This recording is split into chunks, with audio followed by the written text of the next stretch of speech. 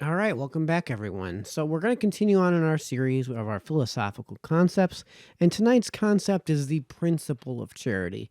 And I think it's less a philosophical concept than it is kind of a heuristic guideline when engaging yourself with opposing viewpoints, when engaging yourself with the rest of the world. So, we talked about Russell's teapot, we talked about the dragon in my garage, and how you might apply those in certain situations, especially in the case of debate.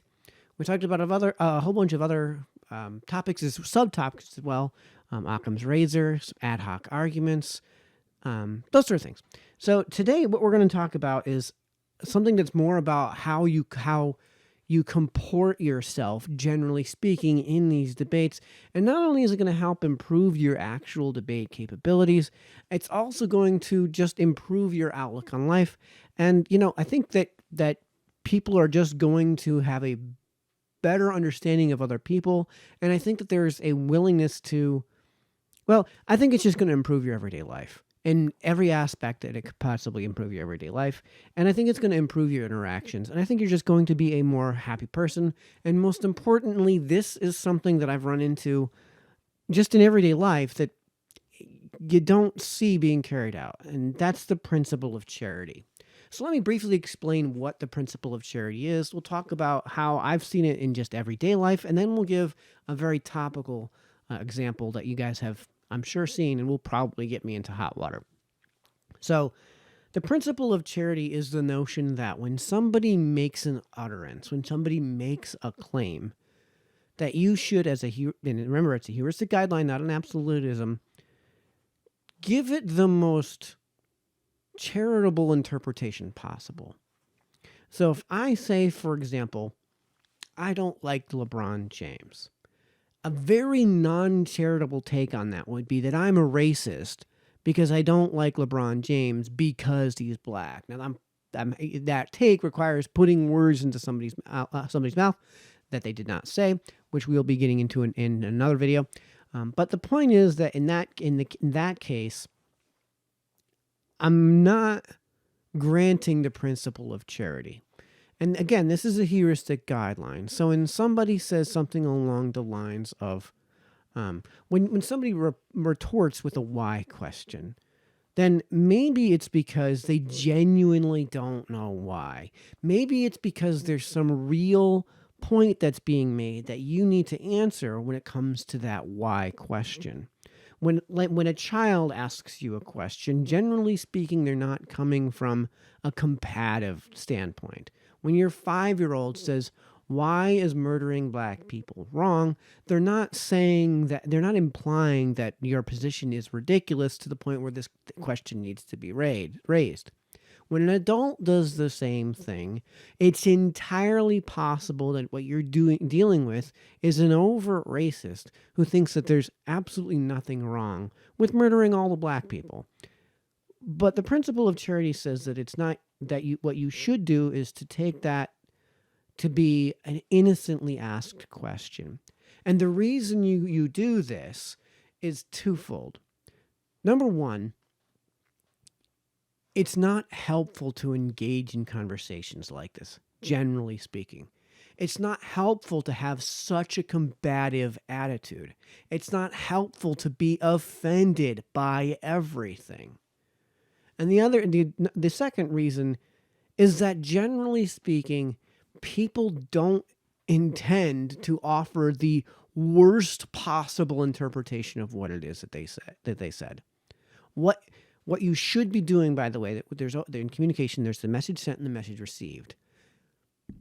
When you are trying to determine what the message is that's being sent, you need to look into the sender's brain. You don't look into your own brain. You look into their brain. What do they mean with the message sent? And we're not going to completely disregard the message received is important to yourself. You look inside yourself and say to yourself, why did I receive the message the way I did? But in almost every case, when somebody says something, and this is actually going to segue into the next topic quite nicely, as a heuristic guideline, you should, assume the most charitable take. There's a third reason that stems off of the first reason, and that is because in debate, and this is how you can use this in debate, if you are able to take the most charitable interpretation of what somebody just said and it's still ridiculous, then that's what you should be arguing against.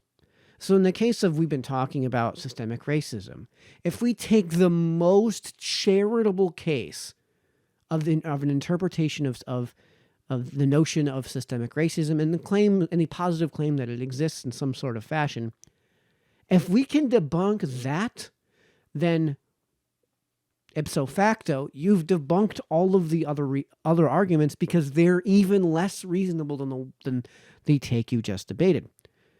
At the Thanksgiving dinner table, so if we go beyond that into the debate with the people in the room, if you immediately go, "What do you mean, you people?"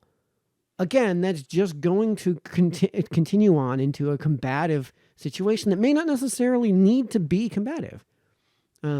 So when somebody says, like and everybody knows the Chappelle Show skit with the Mad Real World, "Do you people ever sleep?" And of course the reaction was, "Well, you people, we need to have a meeting." That's an utterly cancerous attitude, and it doesn't help anything. And the thing is that I can't ask other people to do that for me, but it's a position I can take. I can say for myself that when I hear somebody, I'm going to make an effort to take the most charitable take and to offer the most charitable interpretation of what it is they said, to give them, in my mind at least, an out. And if the most charitable take in a debate platform, in a debate stage, is still completely unreasonable, then you've won the debate. Then the people who are watching are going to look at the most charitable take and say, if that's unreasonable, then all of the other takes are unreasonable. Now we've seen this happen all the time. There is one side of the political aisle that is incredibly famous for doing that. Now this is something that we we'll call it whatever political aisle you're on. Let's say you're even perfectly aligned with me politically. It's something that you should be doing in debate. It's something that you should be doing when engaging your political opposition. And we actually have a very famous interview which wound up turning into a debate, which I don't think was either of their intentions to do, either of the participants' intentions to do. And we're going to just take a little 1-minute excerpt, and I'll show you how the principle of charity is not applied, and then how one of the other participants in this interview applies the principle clearly, or at least implicitly, and how, just from an optic standpoint, who it is that you're likely to side with. So let's go ahead and let's start this. Let me put something else to you from the book. You say the introduction of the equal pay for equal work argument immediately complicates even salary comparison beyond practicality for one simple reason. Who decides what work is equal? It's not possible. So first things first, that's what he said. Now listen to her interpretation. The simple question is, do you believe in equal pay? Okay, so this is an implied question. With that statement, is that necessary in the most charitable take to even ask that question? But now she's going to ask a question, and he's going to interpret it that this is Peterson and Newman. Kathy Newman's asked Jordan Peterson a question, and if we probably should roll back the tape just so we can get the question. Do you think? Let's see if I can get this rolled back properly. Probably not. Work is equal. It's not possible. So the simple question is, do you believe in equal pay? Do you believe in equal pay? Well, I made the argument there. It's like it depends on So who you don't defines believe it. in equal pay? So notice how Peterson has offered a nuanced response to her question. He's taking the most reasonable interpretation of that question. And in doing so, he is able to answer it with a real and honest answer, and not in any sort of combative tone. And he's not going to say no, yes or no. He's going to answer it honestly. And in this way, you'll see that he says it depends on what you mean by that. And the quote that she read goes on to explain that. And her response to him saying that this is basically a nuanced topic. This is basically all he's saying. This topic is nuanced. So it's not necessarily a yes or a no question. And let's go back to her response. Simple question is, do you believe in equal pay? Well, I made the argument there. It's like it depends on So who you don't defines believe it. in equal pay?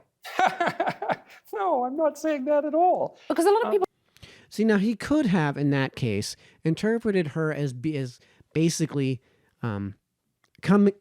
acting deliberately combative, and he could have responded with a combative response. Instead, he smiles, he laughs, he says, "I'm not doing that at all." And this is, we can tell by his body language, incredibly good-natured. listening to you will just say, I mean, are we going back to the dark That's ages because they're actually here? not listening.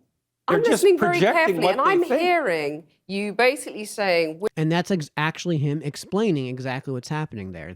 They're interpreting what he said in the most nefarious manner possible. And what he's gone one step further than the principle of charity in saying is that they're not honestly engaging in it.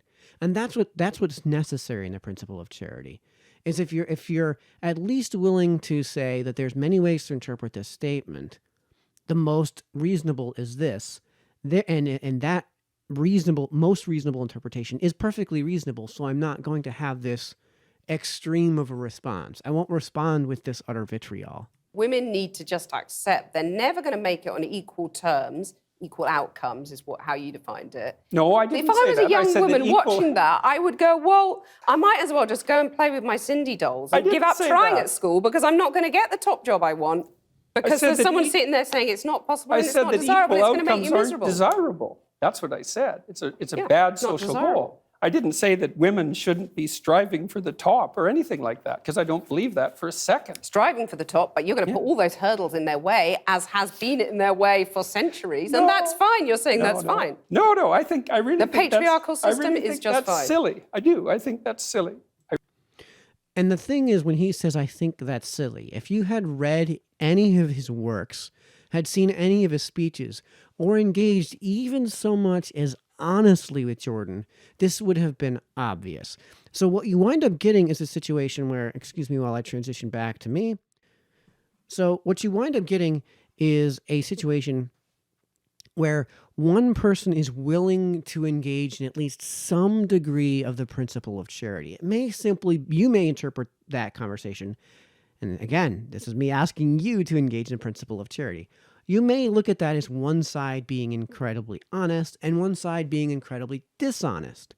Well, me applying the principle of charity to Kathy Newman is me suggesting that she's taking the worst possible interpretation. And it may be to the point of dishonesty. Okay, but it also just may be somebody who's, for whatever reason, refusing to engage in the principle of charity. And that's significantly worse than somebody who is being simply dishonest. Now, the one caveat I'll make is that with the principle of charity, you aren't really supposed to extend that. That is a heuristic. It isn't something where I'm supposed to engage in deliberate naivete. So if I hear somebody wearing, if I see a situation where a Jewish cemetery has been vandalized, me having worked in the industry for however many years it's been, would say, yeah, I've dealt with this all the time. I've dealt with Jewish cemeteries. I oversaw a Jewish cemetery. It's almost certainly bored kids. It's almost certainly not Nazis. It's almost certainly not anti-Semites. It's almost certainly not done out of anti-Semitism. It's almost certainly done out of convenience because 16-year-old kids get some wonderful feeling out of knocking over headstones. And that the take on that would be the most nefarious take would be to say, you refuse to believe anti-Semitism when it's shown in your face, and what we should believe is that whoever desecrated that cemetery was an anti-Semite, and that this is necessarily an act of anti-Semitism. Well, the principle of charity again would it's really meant for debate, but in that circumstance, I could easily say, and again, this is going to segue into the next topic, which I'll mention in just a minute. It could easily just be kids being kids. It could easily just be vandals engaging in generic vandalism, which is still bad, but it's generic vandalism, not necessarily anti-Semitism. When I say you shouldn't be using this as an absolutism and engaging in willful naivete and ignorance, if you get a horde of Nazis, right, neo-Nazis, marching through the streets towards that cemetery, saying we are going to start with the cemetery when it comes to our extermination of the Jews. We're going to get rid of their history. And in doing so, they're wearing all their Nazi gear. They got swastikas all over the place, and they desecrate the cemetery and, covered in swastikas. That's a case where what we're probably dealing with is anti-Semitism, because even the most charitable take on that is to take them at their word, that we are looking to exterminate the Jews because they're Jews and for no other reason. And the way we're going to start with this is to get rid of their history. And that's going to start by destroying the cemetery or vandalizing in some severe manner the cemetery and, littering it with swastikas. So I hope people understand that the principle of charity is a heuristic guideline, but it will absolutely help you not only in be happier in your daily life and to better build relationships, but it will absolutely help you when it comes to the debate stage as well. And it's actually going to segue into our next topic. So in our next video, we'll be discussing Hanlon's razor, which should be actually a fairly short video. So until the next time, it's been Mike, signing off.